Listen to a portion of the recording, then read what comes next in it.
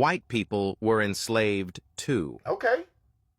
Why is it that only black slavery seems to be taught in schools? Why is that? History often overlooks the fact that white people were also enslaved, especially in North Africa. Okay.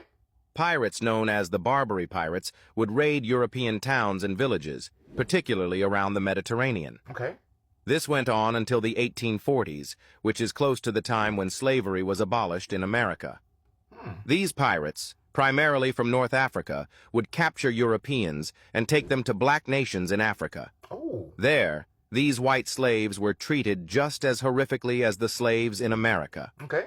Men were often castrated and forced to work under brutal conditions, not on plantations like in the U.S., but in quarries where many were worked to death. Even more harrowing is the fate of many European women who were taken as sex slaves by their African captors. This dark and violent chapter of history saw white women being exploited and abused by their African masters, yet this aspect of slavery seems to have faded from mainstream historical narratives. Why is this era of white slavery in Africa rarely discussed in classrooms today? Why? It's a part of history that deserves to be remembered just as much as any other form of slavery.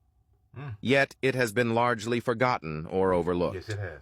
I get sent this and I get dared to share this saying that, oh, Big Tex, if you really do believe in we all God's kids, you share this, not just all about the black. Let me tell you something. I believe that we all are God's kids. I don't care what color, what race you are.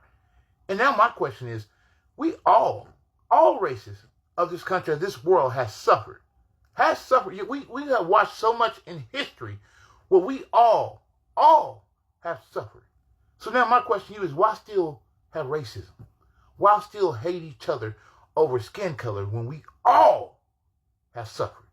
That's my question to you. And no, I'm not going to blast their name because I'm not here to hurt nobody. I'm here to ask you that question, and you know who you are.